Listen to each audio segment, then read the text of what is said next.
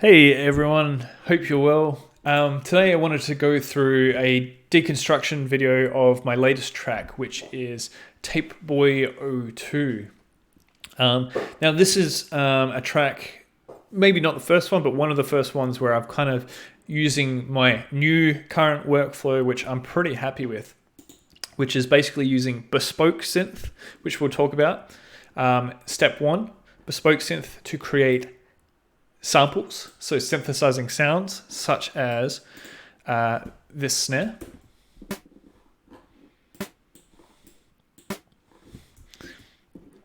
and then taking those samples, putting them in my Mech Sounds pack, which is available for you to download or explore the project files of. Taking those samples, putting them into Furnace Tracker, which we can see here, that specific snare. Using Furnace Tracker as my composition or my sequencer, because I really like that workflow. We'll talk a bit about that. And then exporting those stems and putting them into Bespoke Synth again, but this time using Bespoke as mixing and mastering and effects, essentially. So let's break that down a little bit. But first, if you haven't heard the track, go check it out. We'll just quickly listen to a few parts here in Audacity, just to give you an idea of what I'm talking about. So TPE-BOY-02 starts off with this kind of tape.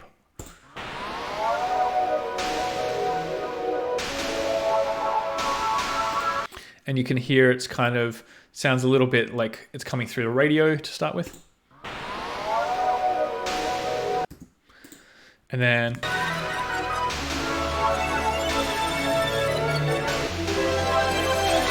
transitions out of the radio sound, and we move into the breakdown.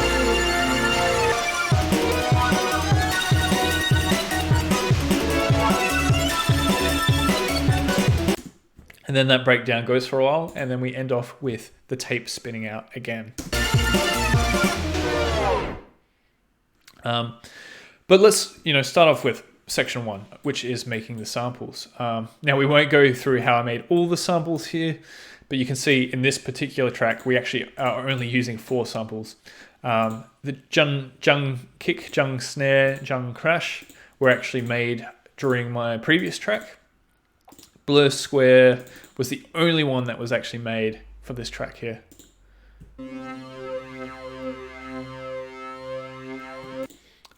Whereas jung kick, jung snare,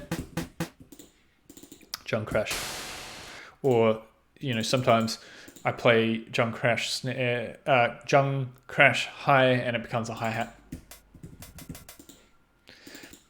All of these samples are available along with these project files and audio files, all available for you from my website, completely for free. As always, under CC0, public domain, and MIT licenses. So basically you can do whatever you want with them. You can do it from my website, as always, basically by finding the track you want. So in this case, TPE-BOY-02. If it's an older one, maybe go to albums. So then you can look through all my albums and download whatever you want. But we'll go TPE-BOY-02. Go down, it's just loading the video from MakerTube. You may be watching this on YouTube or MakerTube, but yeah, I'm starting to host the MakerTube videos on my website just to help more people become aware of it. It's a free open source federated video sharing platform, essentially like the open source federated YouTube. But yeah, as I said, you can download the WAV file here or download the project files, or if you want to get the actual samples I used, click on the Mech Sounds link, and then you come to my Mech Sounds page and then download the Mech Sounds pack. Then once you've downloaded that Mech Sounds pack, let's just switch to that.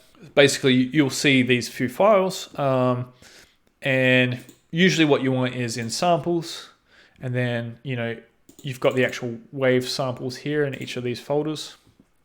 Tonal, I'll talk more about Mech Sounds another time, but you can find everything you need in here. Or if you want to see how they were made, go into project files and then find the project file with the same name. So in this case, we created Blur Square. So you would open that, and that looks like this, which is much simpler than what we were looking at. This snare synthesis is quite complex, whereas this one at Blur Square might be quiet because it's not normalized, but you could probably hear the sound. So let's talk a little bit about Bespoke Synth first. This is a new piece of software, open source, free, that I've recently been using, and I'm pretty impressed with it. I had heard about it a while ago. For whatever reason, I think just because I hadn't heard other people talk about it much, I kind of skipped over it a little bit, and then I was doing more with Pure Data, with Super Collider, with VCV Rack, they're all awesome software as well. But now that I've come back to Bespoke, and the reason I've come back to Bespoke is because it seems to sit in this really cool sweet spot between, let's say, Pure Data or Max MSP and VCV Rack. So if you've got VCV Rack on one side, you have cool modules, Eurorack modules designed by different people, which can all be hooked up, which is awesome.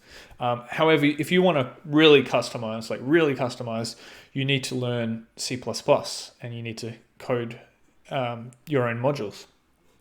Whereas on the other hand, you have Pure Data or Plug Data, which are also very awesome, but they're still at a relatively low level, and it takes a bit to get things up and running. And in the case of Plug Data, which is kind of the modern skin over Pure Data, which I would recommend, and a lot of people recommend, it is very cool, and it's coming a long way, and it's doing amazing things. I still have some stability issues with it at the moment, and a few other issues here and there, which just kind of get in the way of my kind of creative workflow when I'm wanting to make music specifically. That's not to say don't check it out. I think once it's completely stable, I think it's going to be amazing. And currently it's kind of amazing with the caveat that still has a few kind of kinks in it. So, whereas Bespoke does occasionally crash, but it's never anything bad. I've found it reliable enough, basically. But on top of that, and the reason I really recommend it is that it's kind of like Pure Data, but the modules are already ready at a stage where they're very usable. You can jump in quickly, but the visual feedback is so good. And this is something that I won't say is overlooked. I think a lot of commercial plugins know this. User experience, visual feedback isn't just a nice thing to have. It actually affects how you make music, and it actually affects how you make art. Because basically, a lot of art making is trying things and seeing what feels good. And part of that is understanding what's going on. So, you can see I've currently got an LFO on this shuffle setting here, which is kind of deforming the square wave, the pulse wave. If I didn't have this visual feedback here, which if I couldn't see that, then I wouldn't really know what it's doing to the wave. Sure, I would still be getting the audio, which is the most important thing, but it kind of is a lot less intuitive then. But Bespoke Synth really is at that sweet spot where it's almost like programming, but it's not quite programming low level, but you still get some incredible visual feedback and other feedback to help you while you're designing stuff. You can see it as well, each time this oscillator is triggered, the inbuilt envelope is also playing, and the filter, if I had that enabled, would also be playing, and you can see visually where it's up to. If you follow my future videos, you'll see a lot more about Bespoke Synth, I'm sure. So let's kind of jump into, okay, if creating the samples in Bespoke is step 1, step 2 is putting them into Furnace Tracker and sequencing. Now, Furnace Tracker, you've probably seen in a number of my other videos. I use it for all my kind of Game Boy music. It has fantastic kind of Game Boy emulation chips in it. as well as, you know, almost any other retro audio chip that you could want. It's an amazing piece of software. Like with everything else I'm going to be showing, also free, also open source, really worth checking out. It's music tracker software. So if you're not familiar with trackers, they're opposed to using, you know, sheet music style or like a piano roll style. You have your usually different instruments on these different columns, not necessarily, but usually. And then it has the names of the notes and a few other details rather than, you know, a visual display. As I was mentioning before, it's important to keep in mind the user experience and kind of, you know, how a tool affects your own workflow.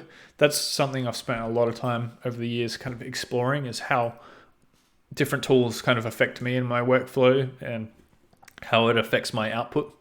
And I personally just really like Furnace Tracker. Once I got used to it, I find I can jump around really quickly. It's kind of has creative constraints in place that I find make me actually compose better, because I'm not getting lost in the weeds in effects or too many other kind of sound design things, at least to start with. And so I just end up making, I think, more solid music at a compositional level. So I really like Furnace Tracker for that. It's also quite easy to read. You know, if you got used to using a tracker, you can look at this and you can see exactly what sounds, exactly what notes are playing for exactly how long, what inbuilt effects are happening at exactly what time, etc., etc. So that's Furnace Tracker. And so compositionally, you can see, you know, we start off with just the intro with basically those chords and some crashes. And if we break down basically the instruments that are being used, this track I wanted to try doing something which was, rather than having a different instrument per column, was doing kind of the simulating how someone might play keys on a keyboard or an instrument like that, where you kind of have a whole lot of sustained notes. And so these first 6 columns are essentially your 6 voices or your 6 different keys on the keyboard.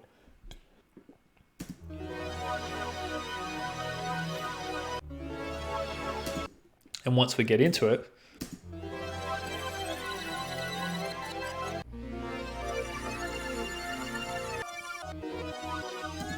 then you can see that those top 2 keys on the keyboard, or the top 2 voices, are kind of doing a bit more of the melody kind of thing. Now, if we focus on column number 7, that's our crashes. And then column 8, once it goes into the breakdown, is our drum beat.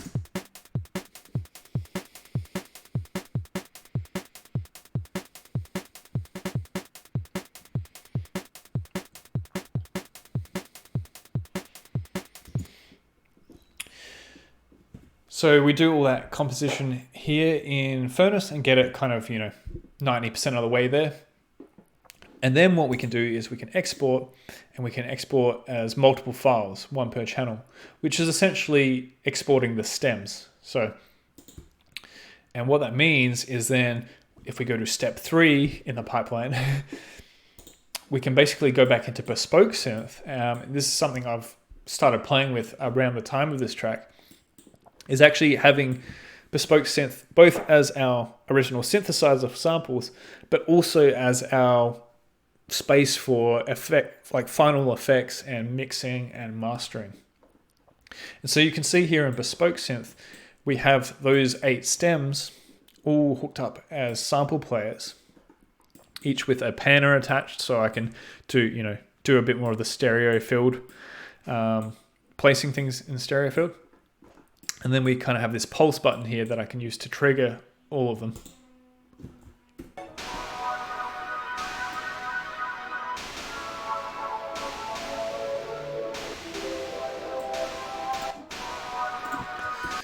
And so that'll play through all of them, and it lines them up very well.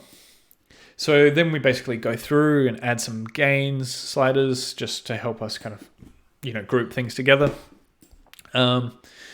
we've got some other effects that are happening here. So as we heard at the start, it kind of sounds like it's coming through a radio.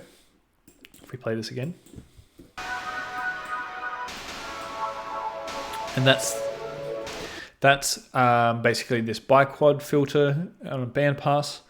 You can see this, the frequency cutoff, has an LFO on it, which I've just right-clicked, and Bespoke Synth makes this incredibly easy as well. You can just right-click on any parameter and create an LFO for it. But what we've also got is the mix of the biquad filter, which moves down over time and kind of, changes from it being radio sounding to more of a full sound.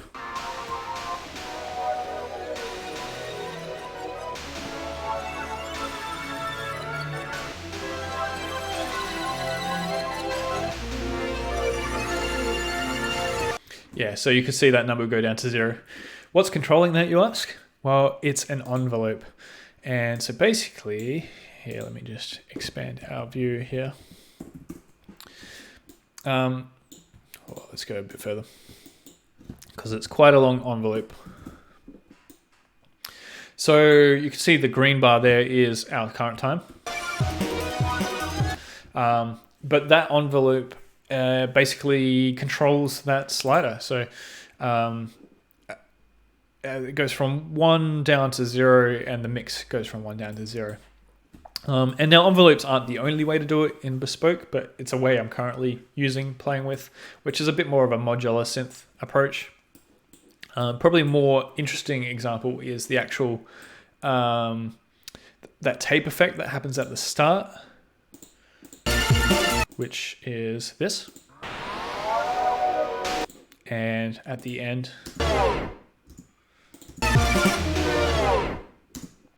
And that is done using, let's zoom out a bit.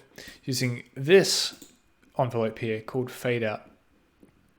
So you can see that, it goes from 0 to 1 right at the start, and then after a long time, it kind of goes back to 0 with a slight curve in it. It's a pretty quick curve, but it happens.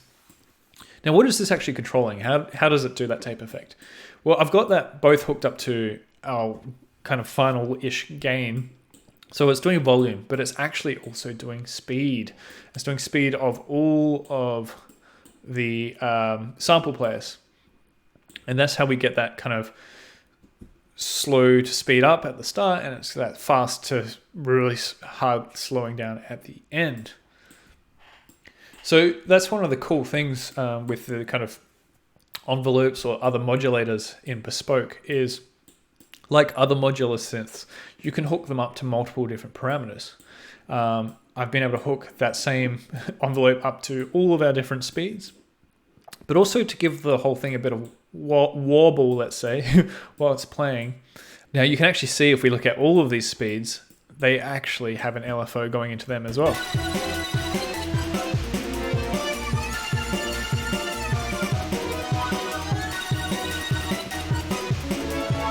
And so that speed is happening on all of them over time, and kind of slowly pitching up and pitching down, kind of like a tape might do.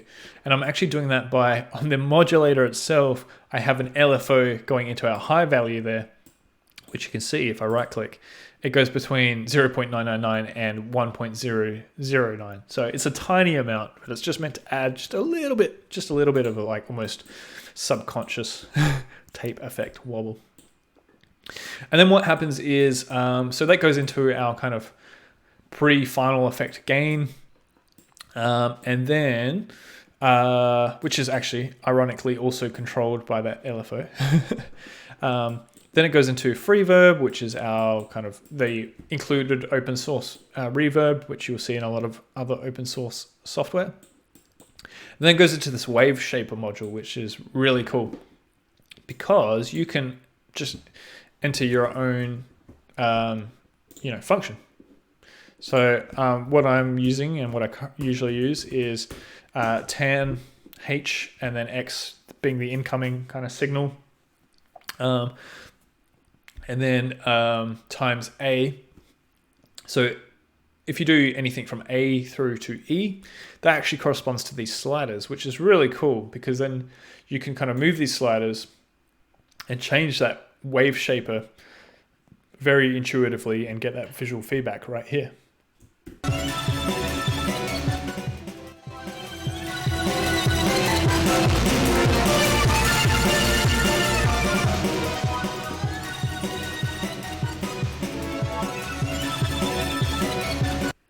And so as you can hear, I'm mainly using the wave shaper as like some kind of hardcore compression, but if you go way up, it becomes really distorted and it sounds pretty cool in that way.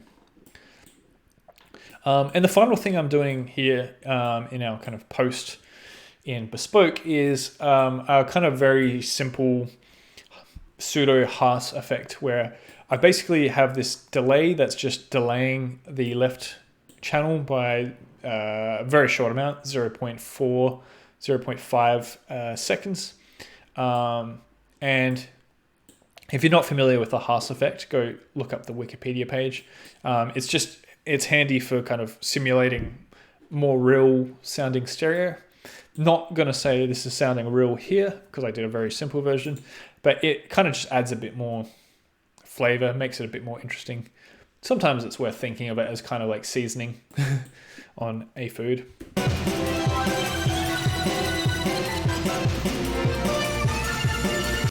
You can't really hear the difference, but you kind of can at higher levels a bit. I found it helpful. And I'll put that, sometimes I'll put that on the left or the right channel, kind of depending on how the stereo is currently balanced. And in this case, it was starting to create some clipping. So I just added another kind of wave shaper to kind of get those sound levels similar between the two channels and prevent clipping. So yeah, that's a good example of this kind of current workflow I'm using, which I'm really happy with, which is, running Bespoke as the initial synthesizer for samples, number one, then going into Furnace as my composition sequencer, because I really like that, number two, and then exporting those stems and then putting them into Bespoke and then doing, modular effects and kind of cool modulation and stuff there. That's number three. So as I said, all of these audio project files are available on my website. If you go to the main page, you'll see them there as, the latest. That's just chronological. Or if you go to albums, go find, the track of your choice. And then you can listen to it here through MakerTube, through PeerTube, or you can download the WAV file. You can download the source, which is the project files. You can go to Mech Sounds. You can download the samples. You can explore the projects of how that is made, all public domain or equivalent. So enjoy that, guys. I'll see you in the next Deconstructed video. Bye.